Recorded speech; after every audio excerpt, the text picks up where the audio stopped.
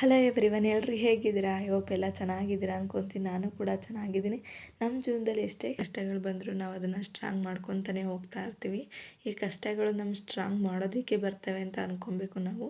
ಅದನ್ನು ನಾವು ಇವತ್ತು ಪಾಸಿಟಿವ್ ಆಗಿ ತಗೊಂಡು ಮುಂದೆ ಜೀವನನ ಸಹ ನಡೆಸ್ತಾ ಇರ್ತೀವಿ. ಇವತ್ತು ನಿಮ್ಮ ಜೊತೆ ಸ್ವಲ್ಪ ಮನಿ ಪ್ಲ್ಯಾಂಟ್ಸ್ ಬಗ್ಗೆ ನಿಮ್ಮ ಜೊತೆ ಶೇರ್ ಮಾಡ್ಕೊಳ್ಳೋಣ ಅಂದ್ಕೊತೀವಿ. ನಮ್ಮ ಮನೇಲಿ ಈ ಥರ ಗಿಡಗಳ ಮನಿ ಪ್ಲ್ಯಾಂಟ್ಸ್ ಹಾಕ್ಕೊಳ್ಳೋದ್ರಿಂದ ಸುಖ ಸಮೃದ್ಧಿಯಿಂದ ಕಾಪಾಡ್ಕೊತೇವೆ ಅಂತ ಹೇಳ್ಬೋದು. ಸುಖ ಸಮೃದ್ಧಿನೂ ಕಂಡುಬರುತ್ತೆ ಅಂತಲೂ ಸಹ ಹೇಳ್ಬೋದು. ಮನಿ ಪ್ಲ್ಯಾಂಟ್ಸಿಂದ ನಮಗೆ ಒಳ್ಳೆ ಗಾಳಿನ ಮನೆ ಒಳಗಡೆ ಬಿಟ್ಟು ಆಚೆಗಡೆಯಿಂದ ಕೆಟ್ಟ ಗಾಳಿನ ಹೊರತುಪಡಿಸುತ್ತೆ ಅಂತ ನಾನು ಕೇಳಿದ್ದೀನಿ. ಮನಿ ಪ್ಲ್ಯಾಂಟ್ಸಿಂದ ನಮ್ಮ ಆರೋಗ್ಯಕ್ಕೂ ಒಂದು ಸ್ವಲ್ಪ ಸೂಚನೆ ಸಹ ಕೊಡ್ತೇವೆ ಅಂತಲೇ ಸಹ ಹೇಳ್ಬೋದು. ಆಮೇಲೆ ಒಳಗಡೆ ಬರೋದಕ್ಕೂ ಸ್ವಲ್ಪ ಎಲೆಗಳು ಚಿಗುರುತ್ತಾ ಇರೋದು ನೋಡ್ತಾ ಇದ್ದರೆ ಅಮೌಂಟ್ ನಮ್ಮ ಮನೆಗೆ ಬರುತ್ತೆ ಅಂತ, ಲಕ್ಷ್ಮಿನೂ ಸಹ ನಮ್ಮ ಮನೆಗೆ ಬರುತ್ತೆ ಅಂತ ಅದನ್ನು ಸಹ ಒಂದು ಸೂಚನೆ ಸಹ ಕೊಡ್ತವೆ. ಇವತ್ತು ಮಾರ್ನಿಂಗ್ ಬ್ರೇಕ್ಫಾಸ್ಟ್ಗೆ ರೊಟ್ಟಿ ಮತ್ತು ಕಡಲೆಕಾಳು ಚಟ್ನಿನೇ ಇಲ್ಲಾಂದರೆ ಗ್ರೇವಿನ ಮಾಡ್ಕೊಳ್ಳೋಣ ಅಂತ ಮಾಡ್ಕೊತಿದ್ದೀನಿ. ಈಗ ಒಂದು ಜಾರಿಗೆ ಒಂದು 4 ಈರುಳ್ಳಿ, ಒಂದು 4 ಟೊಮೊಟೊ, 1.5 ಸ್ಪೂನಷ್ಟು ಖಾರ ಪುಡಿ, ಒಂದು 4 ಸ್ಪೂನಷ್ಟು ಸಾಂಬಾರು ಪುಡಿ, ಸ್ವಲ್ಪ ಜೀರಿಗೆ, ಸ್ವಲ್ಪ ಕಡಲೆ, ಸ್ವಲ್ಪ ಚಕ್ಕೆನ ಹಾಕ್ಕೊಂಡು ನುಣ್ಣಗೆ ರುಬ್ಕೊತಾ ಇದ್ದೀನಿ.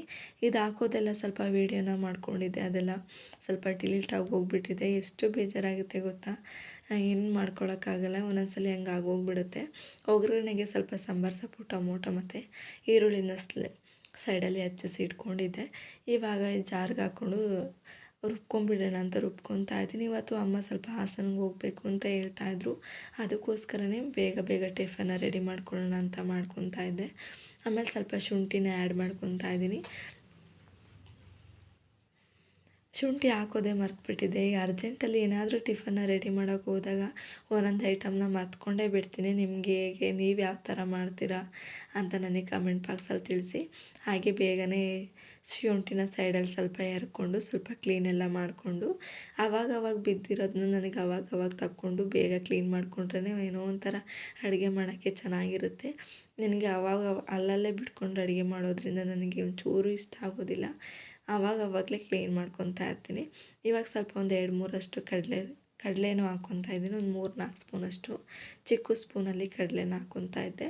ನಾವು ಎಷ್ಟೇ ನೀರು ಹಾಕಿದ್ರೂ ಗ್ರೇವಿಗೆ ಸ್ವಲ್ಪ ಕಡಲೆ ಹಾಕಿದ್ರೆ ಮೀಡಿಯಮಾಗಿ ಅದಕ್ಕೆ ಬರುತ್ತೆ ಅಂತಲೇ ಸಹ ಹೇಳ್ಬೋದು. ಕರೆಂಟ್ ಹೋಗಿದೆ ಅಂತ ಅಂದ್ಕೊಂಡಿದ್ದೆ, ಕರೆಂಟು ಸಹ ಬಂದಿತ್ತು. ಇವಾಗ ಸ್ವಲ್ಪ ನನ್ನ ಕೈಗೂ ಸಹ ಏಟು ಮಾಡ್ಕೊಂಡ್ಬಿಟ್ಟೆ. ಎಷ್ಟು ನೋವಾಗ್ತಿದೆ ಅಂದರೆ ತರಕಾರಿ ಎಲ್ಲ ಕಟ್ ಮಾಡ್ಕೊಳ್ಳೋಕ್ಕೆ ಆಗ್ತಾಯಿರಲಿಲ್ಲ. ಸ್ವಲ್ಪ ಅಮ್ಮ ಹೊರಗಡೆ ಹೋಗಿದ್ರಲ್ಲ, ದನಿಗೆ ಮೇವು ಹಾಕು ಅಂತ ಸ್ವಲ್ಪ ಹೇಳಿದರು. ಕೊಟ್ಟಿಗೆಲ್ಲ ಸ್ವಲ್ಪ ಮೇವನ್ನ ಇಟ್ಟು ಹೋಗಿದ್ರಲ್ಲ ಅಂತ ಹಾಕಕ್ಕೆ ಹೋದೆ. ಅದು ಮೇವು ಹಾಕಿದ್ಮೇಲೆ ಸ್ವಲ್ಪ ಸಗಣಿ ಬಾಚಕ್ಕೆ ಹೋದೆ. ಒಂದೇ ಸಲ ಒದ್ಬಿಡ್ತು. ಸ್ವಲ್ಪ ಕೈಗೆ ಒಂದು ಚೂರೇ ಏಟಾಗೈತೆ. ಅದು ಮೂಳೆ ಹತ್ರ ಗಿಣ್ಣಿ ಅಂತಾರಲ್ಲ, ಅಲ್ಲಿ ಬೆಳ್ಳ ಮಾಡಿಸ್ತೀವಲ್ಲ, ಅಲ್ಲೇ ಸ್ವಲ್ಪ ಏಟಾಗ್ಬಿಟ್ಟೈತೆ. ಸ್ವಲ್ಪ ಇದೆಲ್ಲ ಹಚ್ಚಿದೆ. ಒಂದು ಟ್ಯಾಬ್ಲೆಟು ಸಹ ತೊಗೊಂಡಿದ್ದೀನಿ ನೋವು ಕಮ್ಮಿ ಆಗೋ ಥರ. ಎಷ್ಟು ದಿನಕ್ಕೆ ನೋವು ಹೋಗುತ್ತೋ ಗೊತ್ತಿಲ್ಲ. ಅಡುಗೆನೂ ಸಹ ಮಾಡೋಕ್ಕಾಗ್ತಿಲ್ಲ, ಅಷ್ಟು ನೋವು ಬರ್ತಾಯಿದೆ. ಇನ್ನು ಹಸ್ಗಳು ಹೋದರೆ ಎಷ್ಟು ನೋವಾಗುತ್ತಲ್ವ, ಅದೇ ಥರ. ಈಗ ಸ್ವಲ್ಪ ನಿಧಾನಕ್ಕೆಲ್ಲ ಮಾಡ್ಕೊತಾ ಇದ್ದೆ. ಈಗ ಸ್ವಲ್ಪ ಕುಕ್ಕರ್ಗೆ ಸ್ವಲ್ಪ ಆಯಿಲ್ನ ಹಾಕ್ಕೊಂಡು ಟೊಮೊಟೊ ಮತ್ತು ಸಾಂಬಾರು ಸೊಪ್ಪು ಮತ್ತು ಈರುಳ್ಳಿ ಹಾಕ್ಕೊಂಡು ಚೆನ್ನಾಗಿ ಬಾಡಿಸ್ಕೊತಾ ಇದ್ದೀನಿ. ಒಂದು 10 ನಿಮಿಷಕ್ಕೆ ಡ್ರೈ ಆಗಿ ಹೋಗ್ಬಿಡುತ್ತೆ. ನನಗೇನೋ ಗೊತ್ತಿಲ್ಲ, ಈ ಕುಕ್ಕರಲ್ಲಿ ಚಿಕ್ಕ ಕುಕ್ಕರಲ್ಲಿ ಮಾಡೋದು ಅಂದರೆ ತುಂಬಾ ಇಷ್ಟ. ಇನ್ನೊಂದು ಥರ ಗ್ರೇವಿನೂ ನಾವು ಸಹ ಮಾಡ್ಕೊಬೋದು. ಎಕ್ಸ್ಟ್ರಾ ಕಾಳು, ಆಲೂಗೆಡ್ಡೆ, ಮುಳುಗಾಯಿ ಇರ್ಬೋದು, ಅವೆಲ್ಲ ಬೇಯಿಸ್ಕೊಂಡು ಎಕ್ಸ್ಟ್ರಾ ಒಗ್ಗರಣೆ ಹಾಕ್ಕೊಂಡು ಮತ್ತು ಮಸಾಲೆ ಏನೇನು ರುಬ್ಕೊಂಡಿರ್ತೀವಿ ಅದನ್ನು ಹಾಕ್ಕೊಂಡು ಮಾಡಿದ್ರೆ ಇನ್ನೂ ತುಂಬಾ ಚೆನ್ನಾಗಿರುತ್ತೆ. ನಾನಿಲ್ಲಿ ಅಮ್ಮಂಗೆ ಸ್ವಲ್ಪ ಟೈಮಾಗಿ ಹೋಗ್ಬಿಟ್ಟಿದೆಯಲ್ಲ ಅಂತ ಎಲ್ಲನೂ ಒಂದೇ ಸಲ ಸುರಿದು ವಿಷಲ್ನ ಕೂಗಿಸ್ಕೊತಾ ಇದ್ದೀನಿ. ನಂಗೆ ಈ ಥರ ಮಾಡಿದ್ರೆ ಇಷ್ಟ ಆಗೋದಿಲ್ಲ, ನಂಗೆ ತಿನ್ನೋದಕ್ಕೂ ಆಗೋದಿಲ್ಲ. ಏನು ಮಾಡೋಕ್ಕಾಗಲ್ಲ. ಸಾಂಬಾರಿಗೆ ಸಾಂಬಾರು ಅನ್ಬೋದು, ಗ್ರೇವಿನೂ ಅನ್ಬೋದು, ಆ ಥರ ಮಾಡ್ಕೊತಾ ಇದ್ದೆ. ಈಗ ಮುಳುಗಾಯಿ ಮತ್ತು ಕಡಲೆಕಾಳು ಮತ್ತು ಆಲೂಗೆಡ್ಡೆ, ಒಂದು ಹೂಕೋಸಿತ್ತು, ಒಂದು ಗೆಡ್ಡೆಕೋಸು, ಒಂದು ಕ್ಯಾರೆಟ್ ಹಾಕ್ಕೊಳ್ಳೋಣ ಅಂದ್ಕೊಂಡೆ. ನಾವಿಬ್ಬರಿಗೆ ಜಾಸ್ತಿ ಆಗೋಗ್ಬಿಡುತ್ತೆ ವೆಜಿಟೇಬಲ್ ಅಂತ ಹಾಕ್ಕೊಳ್ಳಿಲ್ಲ. ಇದನ್ನು ಹಾಕ್ಕೊಂಡು ಒಂದು 10 ನಿಮಿಷ ಉಪ್ಪು ಹಾಕ್ಕೊಂಡು ಚೆನ್ನಾಗಿ ಬೇಯಿಸ್ಕೊತಾ ಇದ್ದೀನಿ. ನಾವೆಷ್ಟು ಚೆನ್ನಾಗಿ ಬೇಯಿಸ್ಕೊತೀವಿ ತರಕಾರಿ ಎಲ್ಲ ಉಪ್ಪು ಹಾಕಿ, ಅದೇ ಥರ ತುಂಬಾ ಟೇಸ್ಟ್ ಕೊಡುತ್ತೆ ಅಂತಲೇ ಸಹ ಹೇಳ್ಬೋದು. ಇವಾಗ ಚೆನ್ನಾಗಿ ಡ್ರೈ ಆದ ನಂತರ ನಾನು ಮಸಾಲೆ ರುಬ್ಬಿ ಎತ್ತಿಟ್ಕೊಂಡಿದ್ನಲ್ಲ, ಅದನ್ನು ಆ್ಯಡ್ ಮಾಡಿಕೊಂಡು ಚೆನ್ನಾಗಿ ಮಿಕ್ಸ್ ಮಾಡ್ಕೊತಾ ಇದ್ದೀನಿ. ಒಂದು 10 ನಿಮಿಷ ಮಿಕ್ಸ್ ಮಾಡಿಕೊಂಡು ಚೆನ್ನಾಗಿ ಓಪನಾಗಿ ಒಂದು 5 ನಿಮಿಷ ಬೇಯಿಸ್ಕೊಂಡು ಕ್ಲೋಸ್ ಮಾಡಿ 2 ವಿಷಲ್ ಕೂಗಿಸ್ಬಿಟ್ರೆ ನೋಡಿ ಕಡಲೆಕಾಳ್ದು ಗ್ರೇವಿ ಇಲ್ಲ ಅಂದರೆ ನೀವು ಏನಂತೀರ ಅದು ರೆಡಿಯಾಗಿ ಹೋಗ್ಬಿಡುತ್ತೆ. ತುಂಬಾ ಚೆನ್ನಾಗಿತ್ತು. ಸ್ವಲ್ಪ ಜಾಸ್ತಿ ನೀರು ಹಾಕ್ಕೊಂಡ್ಬಿಟ್ಟಿದ್ದೆ ಅಂತ ಅನ್ನಿಸ್ತಾ ಇತ್ತು ನನಗೆ.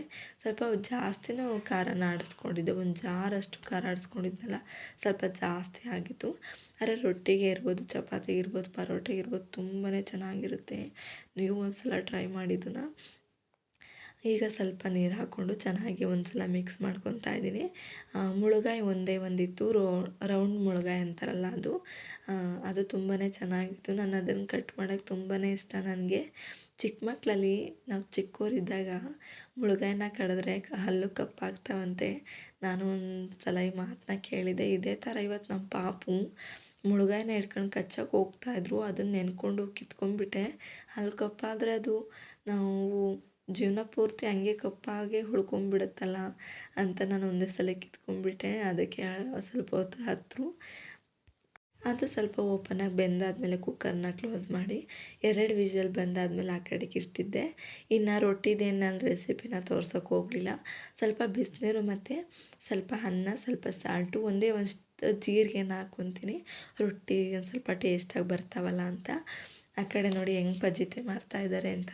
ಕೆಳಗಡೆ ಇಳಿಸಿದ್ರೆ ಅಳೋರು, ಈ ಥರ ಶೆಲ್ಫ್ ಮೇಲೆ ಕೂರಿಸ್ಕೊಂಡ್ರೆ ಸುಮ್ಮನೆ ಆಟಾಡ್ಕೊಂಡಿರೋರಲ್ಲ.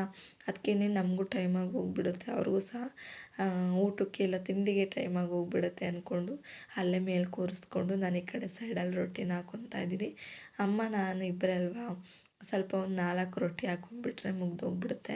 ನಾನು ಮಧ್ಯಾಹ್ನನೂ ಇದನ್ನೇ ತಿನ್ಕೊಂಡ್ಬಿಡ್ತೀನಿ. ಮತ್ತೆ ನಾನು ಅಡುಗೆನ ಮಾಡೋದಕ್ಕೆ ಹೋಗೋದಿಲ್ಲ. ನೈಟ್ ಅಡುಗೆನ ಪ್ರಿಪೇರ್ ಮಾಡ್ಕೊತೀವಿ.